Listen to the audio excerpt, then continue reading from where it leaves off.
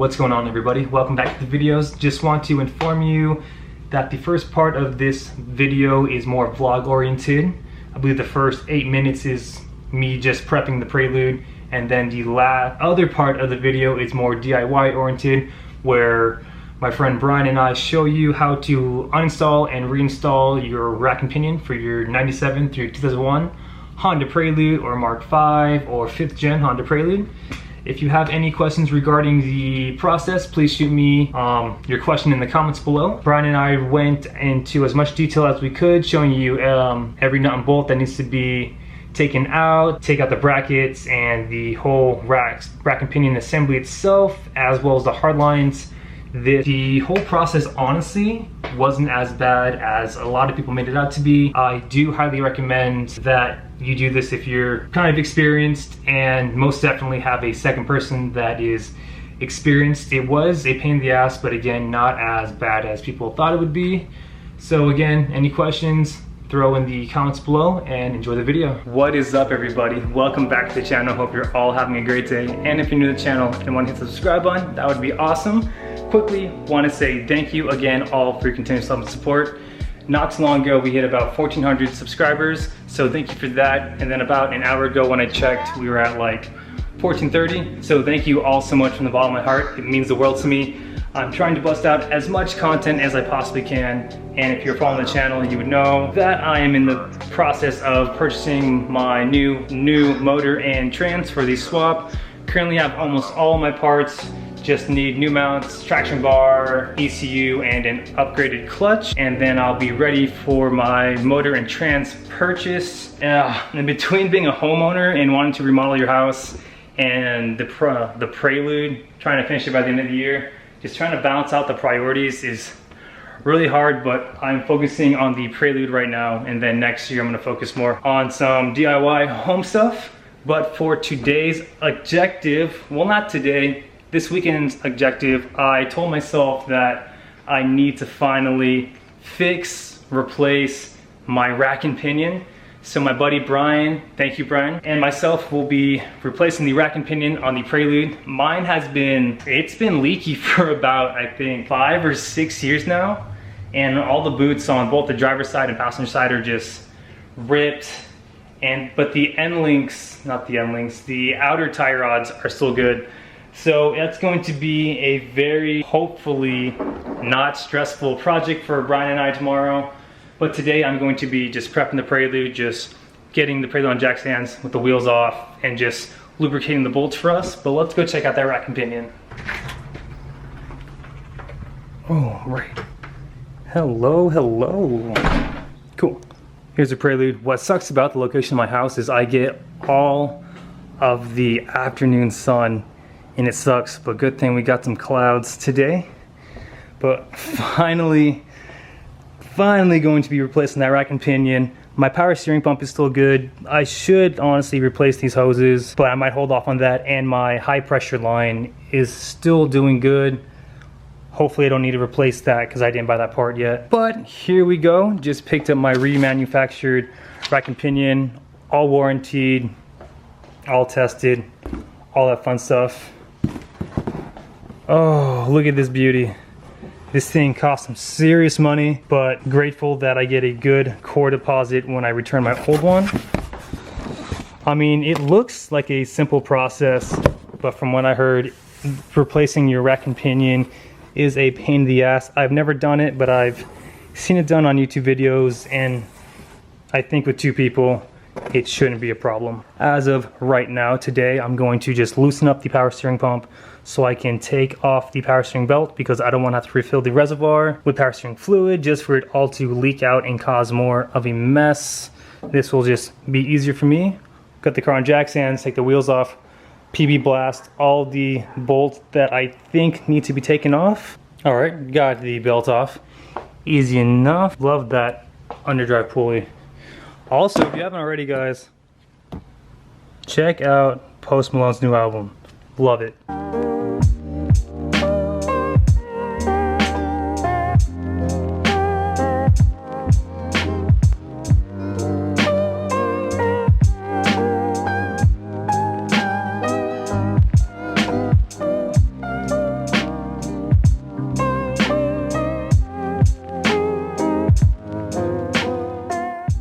we got the Prelude on all 4 jack stands. Got my rear baby jack on the tow hook in the rear to provide more stability. And I'll put the big daddy jack on the cross member here in a bit. Remember, when you put your car on jack stands, just give the car a good shake to ensure stability.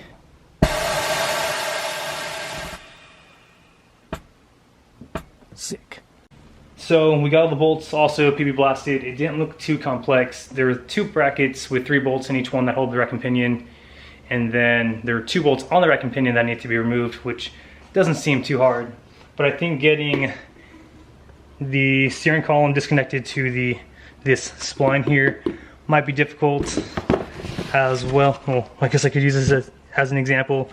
Getting the spline removed from the steering column might be hard.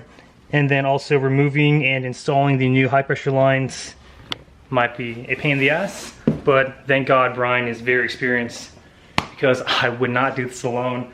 I was actually gonna have a shop do this for me to save me the pain and frustration. But most of these shops wanted about $900 to $1,100 for the parts and labor, which is of course pretty high, but with 2 experienced individuals, I'm sure we can knock this out no problem. Just crossing my fingers that it doesn't take all day. But I forgot one thing to do before I jacked up the car, and that was to remove the wheels. So I'm just gonna put it back on the ground, or maybe just get my jack under the tire and just remove the lug nuts. All right, so I'm actually just gonna go ahead and wait for Brian. I'm feeling kind of lazy, but we are all prepped for tomorrow. Car's in the air, everything is degreased, ready to be taken out. Pray for your boy. Well, by the time this video comes out, we'll have successfully uninstalled and reinstalled the new rack and pinion. And then afterwards, I'm going to have to schedule an alignment when I have more free time, which will probably be honestly next week. I don't have any days off. Sucks, but it's all good. I would drive my car to work and then to the alignment shop, but I know that my toe angle is gonna be incredibly off, and I don't wanna put any strain on these tires, especially how much PSI and the stretch I'm running. But until then, guys, I will catch you tomorrow. Good morning, everybody. Just got done eating breakfast. Brian is here. Let's go meet him. What is up, brother? What's going on, dude? Not much, man. How are you? Good. Oh my God, dude, thank you so much. No problem. All right, guys, got the wheels off. Right now, we're going to go taking oh, these cotter pins suck ass, and I bet it's old. That's not too bad, actually. Take those cotter pins out. Then we are going to be taking the outer tie rods out, and then Brian will guide us through the rest. Now we've got the cotter pins and the nut out. We're gonna use a ball joint separator and get these outer tie rods out. Yeet. Beautiful. Real quick. Word, how do we do that? There's 2 flats on the side right here on the outside. We're gonna pop that off. We're gonna count the rotations out. That way we can run it back in the same rotation. Right, trying to keep the alignment. All right, sick. Like I'm at 190. Got this guy out. On the Merc? Is that the Buick? What is that again? No, it's a Toyota. A Toyota. Yeah, it's 190 something, dude. And it's got some slop issues now. Got the driver side outer tie rod out. What's the next step, Brian? Next step is we're gonna loosen the rack out. We're gonna undo the power steering lines. And after the power steering lines and rack is loose, then we can wiggle it out and put the new one in. Beautiful. Next step, guys, if you can see, we're gonna loosen these 3 and 4 bolts on both of these brackets, and then that'll give us better access to the rack and pinion. Updates. So to make things easier for us, we disconnected the flex pipe to the cat here. And to those who are curious about my exhaust, I'm running a high flow MagnaFlow cat direct fit. Got it from the website directly. Right now we're gonna go inside the car, loosen up some shit. Brian will show us so we can have better access to drop the rack and pinion. Then after that, we will disconnect the high pressure lines. Up to the steering shaft up there. Steering shaft, which is right there. You gotta pull 2 clips and that whole plastic protector comes down, and there's 2 10mm that will show you to come off next. All right, how do you want to explain this, Brian? All right, so here's the 2 clips that come off. These guys both clip around here. So the bigger clip wants to come off. Goes right there. Smaller clip comes right here. Just use a flat blade screwdriver and they come right off. And these 2 guys are just, they clip on over the threads of the bolts. The bolts are There's one there, if you can see that. And there's one way up there. And now there's gonna be 2 bolts we're gonna undo on this shaft, and that'll pull up, and we can pull the steering rack out. All right guys, so the spline is gonna be actually in the engine bay here. You're going past the camera, I can show. Oh, here. Brian's taking over. The easiest way to get to it is from up and under. There's one right there, and the other one is integrated into the boot right there. You gotta pull both of those and the whole thing will unspline. Update everybody. So we managed to get the brackets out and mostly rack and pinion out. Right now we're battling with the high pressure line and the return line to remove that, as well as trying to get the spline disconnected. Right now Brian's working on getting the lines out. And right now I'm just gonna go ahead and clean up the grease, these brackets here. So update, Brian and I are working on, well, mainly Brian working on getting the spline separated. We almost got it. I got the brackets here super clean. Right now, God bless my neighbor, he's running to his shop to get us some tools. We don't quite have the leverage and the proper length wrenches to get the hard lines out. So neighbor's gonna run and get that, and then we should be good to go. About to get these splines separated. Another update everybody, Brian and I successfully got the return and high pressure line out. Honestly, really can't give you any tips besides just be as patient as you possibly can. And get those wrenches. Oh yeah, get these wrenches. What are they called again? 2 blind wrenches. 2 blind wrenches for like brake lines and power steering lines are your best friends. You'll be using a 14 and a 17. But yeah, we were working slowly but surely, managed to get them both out. They are long threads, so again, be as patient as you possibly can.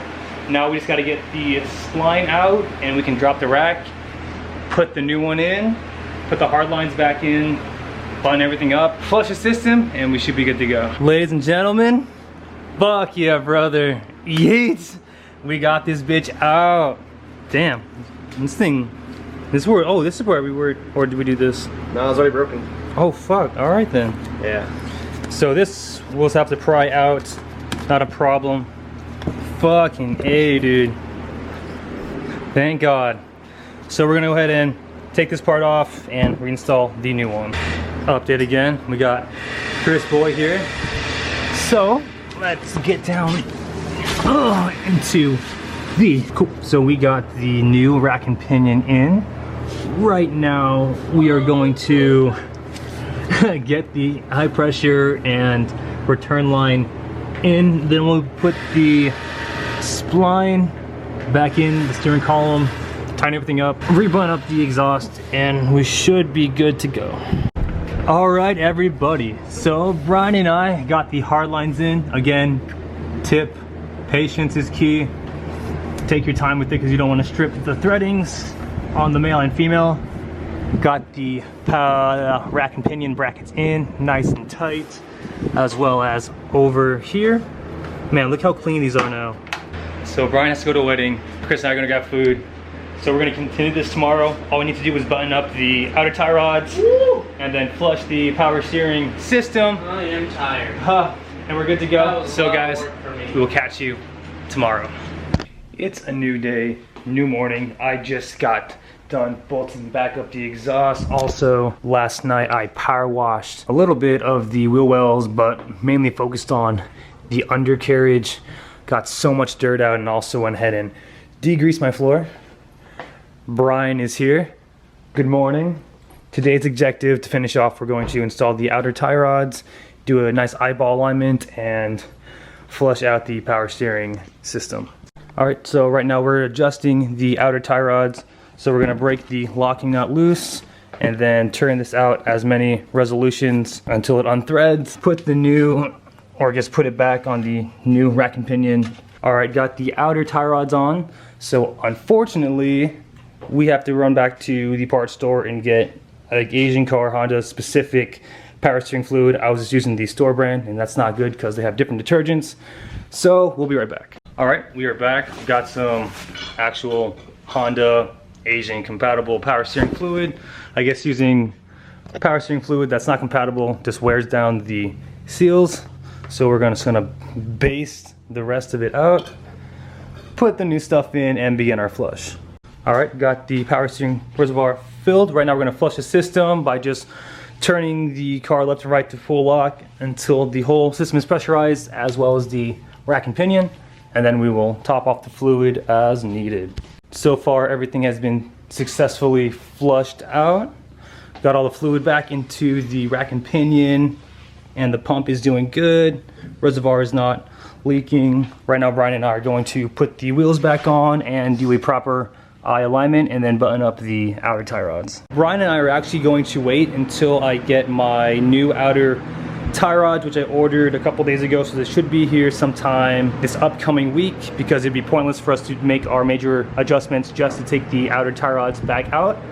But so far, a very successful install. Pump's good, like I mentioned, the rack and pinion is not leaking.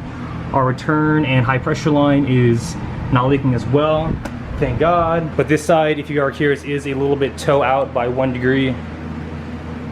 But we got the undercarriage all nice and clean, sway bar. So happy to have a brand new rack and pinion. Brian, tell the vlog, not because I'm paying you, but tell the vlog that I did like at least half the work too. He did more than half the work, man. He has a smaller forearms than I do. Got in those tight spaces. Hey. Be patient though, that's what I'm saying. Rack and pinion, be patient. Patience is key. For sure. But he did more work than I did. All right, so that's going to conclude this portion of the video. Again, if you found any of this information useful, be sure to give it a thumbs up and subscribe for more content. And if you have any questions regarding the install, be sure to just drop a comment in the comment section below. I'll be more than happy to help you out too. So as you all saw, the install was kind of a pain, but nothing too crazy. 2 people, the right tools, and a lot of patience will get the job done. I believe from start to finish, it took Brian and I about 7 hours, with us goofing off in between and taking short breaks, but very possible to get the job done for 2 people. And I highly advise you to just do your own work on your own car. You will gain the confidence, and it's a good feeling too, and you know that the job obviously gets done right. But that's gonna conclude this video. Thank you everybody so much for your continuous love and support. And if you're new to the channel and you want to hit the subscribe button, that would be awesome. And remember, aim high, drive low. We'll see you next video. Take care.